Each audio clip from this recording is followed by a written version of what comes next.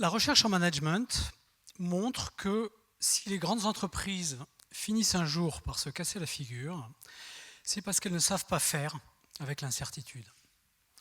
Rien de véritablement étonnant à cela. Si on regarde sur quoi est fondée les grandes logiques du management, on voit que les théories du management sont basées sur la défiance et sur le fait que l'incertitude est éminemment destructrice de valeur. J'ai travaillé 15 années effectivement dans l'industrie automobile, dans des projets innovants, donc caractérisés par l'incertitude. Et puis j'ai, il y a 10 ans, décidé de faire un léger pas de côté et d'embrasser une carrière académique finalement pour réfléchir à la recherche en management de l'innovation.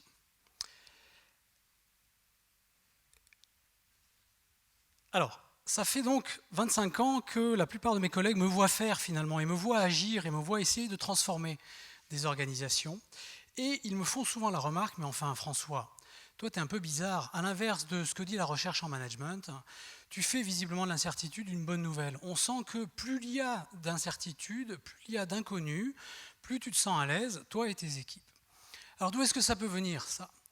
Et ils ont poursuivi sur la question, et ils ne m'ont pas lâché avec ça, mais ils m'ont demandé de modéliser non pas la pratique avec laquelle j'accompagne des équipes de dirigeants dans l'incertitude, mais au contraire une pratique beaucoup plus personnelle, qui est la pratique des sports de pleine nature.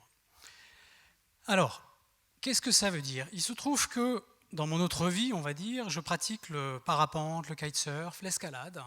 Et effectivement, le gros intérêt de ces activités-là, c'est que c'est probablement parmi les activités humaines un des rares champs dans lequel l'incertitude est perçue comme une bonne nouvelle. On ne décolle en parapente, quand on est expérimenté, que si l'incertitude est là. Sinon, ce n'est pas intéressant. Alors, on a réfléchi et ils m'ont demandé de modéliser cette pratique. Alors on a fait attention à ne pas tomber dans les vicissitudes et les écarts qui polluent notamment les formations en management parce qu'elles sont basées sur une approche mimétique. On ne dit évidemment pas ici que le bon kitesurfer est un bon manager ou que le bon grimpeur est un bon manager. C'est burlesque.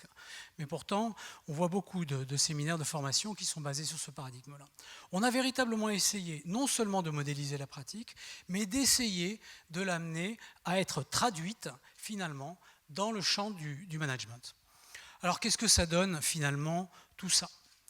Attardons-nous un instant sur la pratique du kitesurf. C'est finalement l'activité la plus simple à décrire et la plus spectaculaire.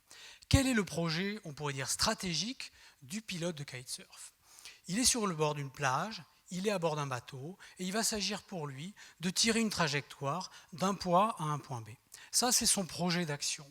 Mais ce qui va être intéressant de regarder aussi, c'est dans quel milieu ce projet d'action va s'exprimer.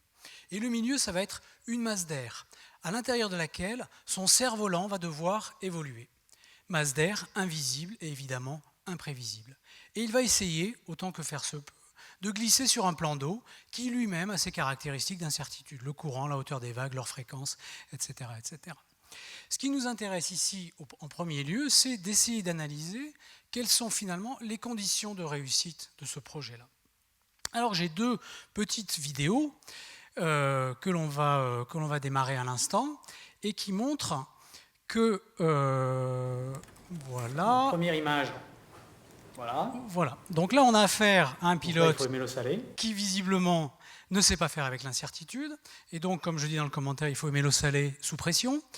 Et on va montrer une deuxième vidéo. Tout à fait équivalente. Voilà, la rafale arrive. Voilà, alors avec un petit peu d'écart, mais en tout cas, le kitesurfer encaisse la rafale bien différemment, puisqu'on le voit à la fin, il fait un saut de 5 à 10 mètres. Alors, on essaye de garder ces deux images à l'esprit, et on va maintenant essayer de modéliser ce qui s'est passé.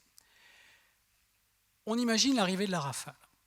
Le premier pilote, moins expérimenté, on l'a vu, finalement va adopter ce que nous avons appelé une attitude programmatique, c'est-à-dire qu'il ne lâche pas son projet, il est toujours calé sur son point B d'arrivée, et en fait, il nie l'existence de la rafale. Donc quelque part, il sent bien que cette rafale le tire vers l'avant, mais il va s'arc-bouter, il va essayer, ce que l'on a appelé dans notre modèle, de contraindre les contraintes. Et donc il crante sur sa planche, il va appuyer sur les talons pour essayer d'opposer la résistance maximale. Et évidemment, qu'est-ce qui va se passer? Une rafale à 80 km/h, ça vous emporte, et il part en vol plané, au prix d'une fatigue physique et psychique colossal. Alors qu'est-ce qui se passe et en quoi l'autre pilote finalement s'en sort un petit peu mieux? Cette posture-là, on l'a appelée stratégique. Le pilote expérimenté, lui, est dans une posture, on va appeler, d'adhésion à l'incertitude. C'est-à-dire qu'avant même que la rafale arrive, il l'a déjà vue. Il a les yeux calés loin, il est à l'écoute des signaux faibles et il a vu la risée sur la crête des vagues. Donc il attend cette incertitude. Quand la rafale commence à taper sur l'aile, il la ressent. Donc pour lui, il est urgent de se ralentir, de ne pas agir tout de suite, de ne pas contrecarrer le mouvement de la rafale. Et puis il va sentir que cette rafale, elle est puissante. Donc il écoute ce que l'on appelle la proposition du milieu. Et finalement, si la rafale l'invite à décoller, à être arraché du plan d'eau, eh bien il se dit « qu'à cela ne tienne ». Et il tire sur sa barre et il amplifie justement ce mouvement. Donc vous voyez qu'on a là deux postures radicales qui s'opposent et la deuxième apporte beaucoup plus de succès. Le pilote expérimenté va savoir accepter de perdre. Ça, c'est très important dans le management. À quel moment on lâche sur le projet? À quel moment va-t-on être d'accord pour lâcher un petit peu le projet? Quand il décolle, le vent le fait dériver. Il perd sa trajectoire initiale. Mais vous l'avez vu, il rejoint le plan d'eau avec une forte vitesse. Donc à partir de là, il récupère de l'énergie cinétique et il rejoint sa trajectoire. Et il va de nouveau évaluer la situation, et ainsi de suite. C'est comme ça que le pilote expérimenté arrive à, entre guillemets, manager dans l'incertitude. Alors maintenant, essayons de traduire ce modèle. La rafale en management, il ne faut pas être un grand poète pour imaginer ce que ça pourrait être. Le lancement raté d'un nouveau produit, la démission d'un collaborateur important, un nouveau client qui finalement se rétracte. Comment est-ce qu'on peut se préparer à ces événements qui font la vie quotidienne de toutes les entreprises? Alors depuis 3 ans, nous avons essayé de modéliser comme cela des tas de moments dans l'activité du kitesurf, dans le parapente et dans la grimpe. Et on a essayé justement de modéliser cette posture d'acceptation de l'incertitude. Et vous le voyez sur la diapo, les quelques éléments inscrits en gras sont transférables directement dans le marché, dans le management. Qu'est-ce que ça veut dire être à l'écoute sensible d'une situation? Qu'est-ce que ça veut dire attendre que la situation atteigne son potentiel maximum, là où souvent dans l'entreprise, on se précipite à corriger et à faire des plans sur les plans.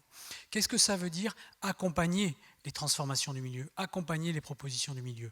Souvent, et dans l'entrepreneuriat, on vit ça tous les jours, on arrose ici et ça pousse là-bas. Qu'est-ce qu'on fait? Donc on voit bien que cette posture-là, elle est propice à l'acceptation de l'incertitude. Il faudra porter son attention sur les effets de l'action, c'est-à-dire on va agir, on va tâtonner, peut-être que l'on va se tromper, mais ce n'est pas grave, on regarde les effets de l'action. Et enfin, on analyse la situation nouvelle.